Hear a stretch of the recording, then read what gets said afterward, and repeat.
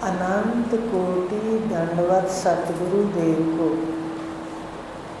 अपना रविवार का विषय है विवेक चूड़ामणि। विवेक चूड़ामणि के अंदर भगवान शंकराचार्य जी ने पीछे समझाया था कि अपने स्वरूप में बैठने का प्रयत्न करो, गुरु मुख से ज्ञान सुनो, उसको कहते हैं सुना सुनाया ज्ञान। वो सुनो फिर उसका आगे अनुभव करो, ये करना है। सुनना है और सुने हुए का अनुभव करना है। इसको कहते हैं अपरोक्ष अनुभव की आवश्यकता। भगवान शंकराचार्य जी ने कहा है सुन के सिर्फ नहीं बैठना, सुनने में भी शांति है, इतने में प्रसन्न नहीं होना, अपना अनुभव करना है कि जो सुना रहे हैं वो ऐसा है। तो इसके लिए उन्होंने कहा कि अगर कोई बीमारी है और उसकी दवाई हम लाए हैं वैद्य जी से, अगर उसको आकर हमने घर पे रख दी, उसका सेवन नहीं किया तो रोग ठीक नहीं होगा। रोग की औषधि लाए और उसको खाया नहीं, उसका सेवन नहीं किया तो रोग ठीक नहीं होगा। या रोग की औषधि का नाम रटते रहे, नाम रटते रहे, नाम रटते रहे। आ गई बात समझ में क्या कहना चाह रहे हैं? नाम रटते रहे, नाम रटते रहे तो भी और बीमारी ठीक नहीं होगी। इसलिए अज्ञान का उदाहरण दिया था पिछली बार भगवान शंकराचार्य जी कि अज्ञान हमारे साथ है, अनादि है। जब से मैं है तब से अज्ञान है। इतनी लंबी बीमारी, तो इसको काटने के लिए अनुभव करना पड़ेगा, औषधि लेनी पड़ेगी, खानी पड़ेगी।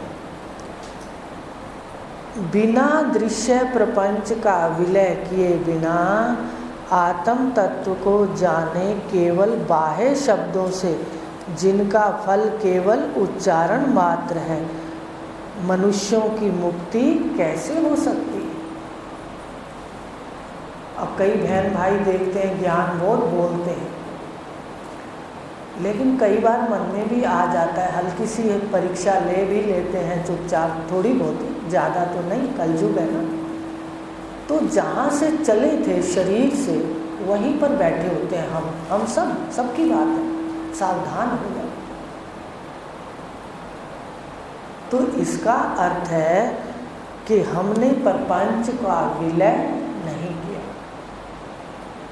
इसलिए आपको आते हुए पूछते हैं शरीर कितने हैं, तत्व कितने हैं, कोश कितने हैं। उसका कारण ही यही है कि आपको पहले बताएंगे कि इतना विस्तार है और ये कहाँ से आया है, उसमें मिला दो, बस इतना ही तो करना है, और कुछ थोड़ी करना है। ज्ञान बहुत आसान है, पर तत्पर रहना पड़ेगा। इंद्रियों पर संयम और तत्परता दोनों रखनी पड़ेगी। इंद्रियों में खाना पीना भी आ जाता है। जैसा खाए अन्न वैसा होए मन। ज़्यादा मसाले आदि ना खाएं सदा। किसी दिन 2-4 दिन में, 1-2 दिन में कोई खाना मन करता है, खाओ। अधिकता ना करें तमोगुण की, रजोगुण की। खाओ सब कुछ, गुण देखो। तो कहा कि ये जो बीमारी है, इतनी रोग बड़ा है, इसको केवल सुनने से नहीं, इसका अनुभव करना है, ये भगवान कह रहे हैं। तो इस प्रपंच को पहले जानना है। प्रपंच अपने आप में खुद ही बता रहा है। परपंच, परपंच के 2 शब्द हैं, पर और पंच। पर माने अपनी मैं से दूसरा, हिंदी का शब्द है पर। सभी टीचर बैठे हो लगभग, पर का मतलब होता है दूसरा। दूसरा जो है, प्रथम कहते हैं, उत्तम पुरुष कहते हैं मैं को। मैं से अलग जो पर है, दूसरा है, मेरे से भिन्न है, वो 5 से बना है। पंच, पर पंच, 5 से बना हुआ ये पर है, जो दूसरा है, जगत विस्तार है, उसका विलय करना पड़ेगा। उसको जहाँ से निकला है वहीं भेजना पड़ेगा। आपको थोड़े दिन पहले बताया था कि देखो बाहर दृश्य में 2 ही हैं, एक शिव एक शव। शव कहाँ से आया वहाँ भेज दो। भेजने का मतलब ये नहीं उतार के अब को जी इसको तो भेजना ही है शमशान में, ऐसा नहीं। इसको जानना है कि ये कहाँ से आया, और मैं कहाँ से आया, मैं को जानना है बस। मैं का विलय वह में, और जय का विलय माया में, शक्ति में, परमात्मा की शक्ति में। बस अद्वैत जान लो और बात खत्म। तो इसका निश्चय करना पड़ेगा, जितना संग करोगे उतना लाभ होगा। किताबें इतना गहराई से अंदर नहीं डालती। गुरु के शब्द, अनंतपुर में कहा करते थे गुरुदेव, मारे गोला ज्ञान का मेरा ढाई भ्रम का कोट। अगर आप कभी गए हो अनंतपुर, मुझे बड़ा अच्छा लगता था ये क्या कहते हैं। तो ये जो गुरुदेव हैं वो इतनी तेजी से अंतःकरण में ज्ञान उनको पता होता है, इतनी तेजी से इसको दो, इसके अंदर चला जाएगा। तो मन के पर्दे फाड़कर अंदर चला जाता है। ये श्रवण का सबसे बड़ा अर्थ है। उपनिषद ज्ञान के अंदर कहीं नहीं लिखा पठन, लिखा है श्रवण मनन निधिध्यासन। आप पढ़िए, और ये भी लिखा है बार बार, गुरु मुख से श्रवण, गुरु मुख से। ब्रह्म सूत्र के अंदर भी है, छोटे छोटे सूत्र हैं, उसमें भी बात है। उपनिषदों में भी है, भगवान की गीता में भी है। तुझे ज्ञान कौन देंगे और तेरा क्या कर्तव्य बनता है उनके प्रति। एक बड़ी गहराई से पढ़ा करो, साधक आपके अंदर बैठ जाएगा, घर कर जाएगा। तो कहा कि ये जो प्रपंच है इसका विलय करना है, तब जाकर आत्म तत्व में स्थिति है।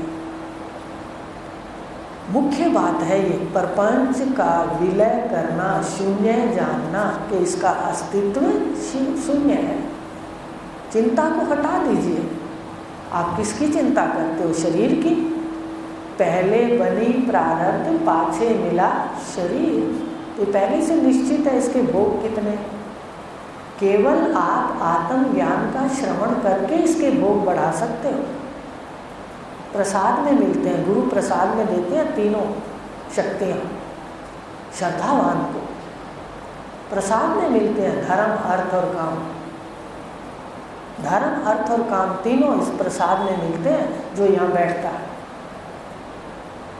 यहाँ बदल सकते हो, बाकी नहीं बदल सकते, पर देह का प्रारब्ध भी है। उसके बाद संतान है, वो भी प्रारब्ध लेकर ही आई है। बिना प्रारब्ध के कोई संतान पैदा नहीं होती। कल पूछूंगी अगली बार, होती है क्या बिना प्रारब्ध के कोई संतान? लकीरें साथ होती हैं।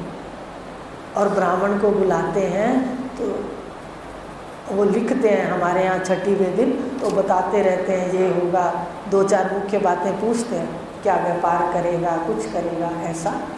और उनको वो जो भी बताते हैं बुद्धि के अनुसार, तो हम उनको सुनते हैं। इसका मतलब वो भाग्य लेकर आया है, इसलिए निश्चिंत हो जाओ। नए कर्म करने हैं तो अपने को जानो, अपने आप यात्रा सुंदर और सुखद हो जाएगी।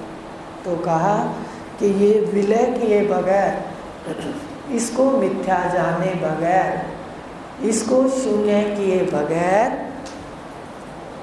अपने आत्मा में स्थित नहीं हो सकते। अब आगे उन्होंने कहा, देखो बात हो गई। दूसरी बात और है, राम राज जब आया था, पहले भगवान राम ने राक्षसों का वध किया था। रामराज कब आता है? जब राक्षसों का वध किया जाता है। भगवान कृष्ण ने भी राक्षसों का वध किया, जानते हो, सभी जानते हो। तो हम अगर अपने अयोध्या में जाएंगे जहाँ युद्ध नहीं है, अपने स्वरूप में, अयोध्या का क्या अर्थ है शब्दों में? जहाँ पर द्वंद्व नहीं है, जहाँ पर कोई मन बुद्धि का युद्ध नहीं है। नहीं तो सारा दिन मन बुद्धि लड़ते रहते हैं, वो कहते हैं ऐसा कर लो, वो कहते हैं नहीं करना। यहाँ आने के बाद तो बहुत ज़्यादा ही मंथन होता है, आप देखा करो साधक दृष्टि में। तो कहा कि ये जो मन बुद्धि का मंथन है, ये इसमें काम क्रोध आदि लोभ अहंकार वासनाएं, विपरीत वासनाएं ये आ जाती हैं। इन शत्रुओं का वध किए बगैर आप घर में नहीं बैठ सकते। हम अंदर जाते हैं, संसार सागर में से निकल के आते हैं। कभी मछली निकल आती है, कभी केकड़े निकल आते हैं, कभी मगरमच्छ भी निकल आते हैं, हेल मछलियाँ भी निकल आती हैं, डराती रहती हैं, तुम मरोगे मरोगे, अंदर से निकलता है सब। समझ, इस संसार सागर को देखो, इसमें इतना कुछ निकलता है, लेकिन तुम असंग हो, इसका निश्चय कर लो। पहली सीढ़ी में निकलेंगे, निकलने दो। हम जब अंदर जाते हैं तो हमें ये राक्षस मिलते हैं, काम क्रोध आदि सब मिलते हैं। अहंकार सबसे बड़ा राक्षस है। ये तो किसी से मित्रता नहीं करने देता, किसी से प्रेम नहीं करने देता। शास्त्र कहते हैं अहंकारी व्यक्ति कभी प्रेम नहीं करता और नशे वाला व्यक्ति कभी किसी का नहीं होता। ये लिखा हुआ है शास्त्रों के, हमारे धर्म शास्त्रों के। आप करके देख लो, इसने तो अनुभव किया है, आसपास काफ़ी समय से ये ज्ञान है, आसपास देखा अपने परिवार में। वास्तव में अहंकारी व्यक्ति कभी भी नहीं विचार करता क्या बोल रहा है, किसी के दिल पर क्या बीतेगी, नहीं बोलता, समझता। ये राक्षस हैं, इनको मारे बगैर अयोध्या में स्थित नहीं हो सकते। ये भगवान शंकराचार्य जी, वो अयोध्या तो नहीं कह रहे, अयोध्या तो आपको बता रहे, वो कह रहे हैं आत्म स्वरूप में स्थित नहीं हो सकते। अब उन्होंने ये भी कहा कि अगर कोई महावाक्य भी ले लेता है, क्यों यहाँ से देर से मिलता है, उसका कारण है अंतःकरण शुद्ध हुए बगैर वो महावाक्य भी खराब हो जाता है। अंतःकरण में गोबर है, खीर डाल दो लोटे में तो गोबर वाली हो जाएगी, इसलिए ये पहले ज्ञान। तो भगवान शंकराचार्य जी ने भी ये बात को खोला है कि अगर कोई महावाक्य लेकर कहता रहे अहम ब्रह्मस्मि, जो भी महावाक्य तो गुरु जो देते हैं ना वो अलग होते हैं, वो शोधन किए होते हैं। लेकिन 4 महावाक्य जो हैं साधारण समझाने के लिए, कहता रहे मैं ओम हूँ, ओम हूँ, ओम हूँ, अहम ब्रह्मस्मि, या हमें जो आगे मिले हैं पहले गुरुओं से, वो भी, उसमें भी एक महावाक्य तो है, पर लक्षणों से पूरा यहाँ का घटता है। ठीक है, महावाक्य के भी लक्षण होते हैं कि कौन सा पूर्ण है, ऐसा हमारे शास्त्रों के अंदर है। मेरे ख्याल भगवान शंकराचार्य जी का है या किसका पढ़ा था जो शास्त्र। तो बताइए, अगर कोई मुँह से कहता रहे मैं ब्रह्म हूँ, मैं ब्रह्म हूँ, मैं सच्चिदानंद ब्रह्म हूँ, उसका एक लाभ तो है कि उसको मनुष्य शरीर मिलेगा, समझ रहे हो, लेकिन वो मुक्त नहीं हो सकता, फिर शरीर में कर्मों का लेन देन करना पड़ेगा। उन्होंने कहा कि अगर कोई कहे, उदाहरण दिया भगवान शंकराचार्य ने कि कोई कह दे मैं राजा हूँ, शहनशाह हूँ, राजा हूँ, राजा हूँ, क्या राजा बन जाएगा? वो स्वरूप में स्थित नहीं होगा। पर जो भगवान ने बातें कही, उपनिषद जो कहता है, वो श्रीमान धीमान के घर जाएगा, रटा हुआ भी, उसको मनुष्य शरीर मिलेगा जो दुर्लभ है। कर्म में ये जीव सीधा मनुष्य से मनुष्य में आता ही नहीं है लगभग, क्योंकि पुण्य के साथ पाप बनते रहते हैं, बहुत बार समझा दिया। इसलिए सिर्फ रटना भी इतना लाभदायी है। तो छठे अध्याय में पढ़ लेना, भगवान ने आखिरी श्लोक दिया। तो कहने का भाव कि ये भगवान शंकराचार्य जी क्या समझा रहे हैं कि मैं ब्रह्म हूँ ये कहते रहो, पर आगे की सीढ़ी ना छोड़ो, सारा अनुभव करो, अपरोक्ष ज्ञान लो, सुना हुआ ना रखो। शरीर मिथ्या है, पंचभूतों का संघात है, पुतला है, जान लो, मिट्टी का पुतला है। कहते तो हैं भजनों में मिट्टी का पुतला है, मिट्टी का पुतला, पर मिट्टी के पुतले को कोई कह दे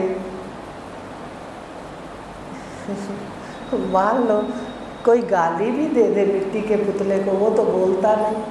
पर यहाँ तो कोई हल्का सा विपरीत चला जाए तो हम उसके प्रति क्या क्या कह देते हैं। उस वक्त ध्यान आए ना मिट्टी का पुतला है, इसमें शम दम आदि जब ही आएंगे जब आप निरीक्षण करोगे। आपको बार बार बताते हैं, उसको थोड़ा गहरा ले जाओ, अंदर सहने की शक्ति हो, 4 शब्द सहो, ज़्यादा मत्था मत मारो जगत वालों से। वहाँ शब्दों का जाल है, कुछ नहीं मिलता। कितनी किसी से बहस कर लोगे, क्या उसका है? समय का नाश, याद रखना। ये अनुभव में आए।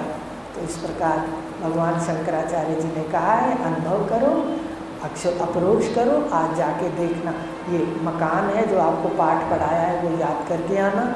ओम पूर्णमदः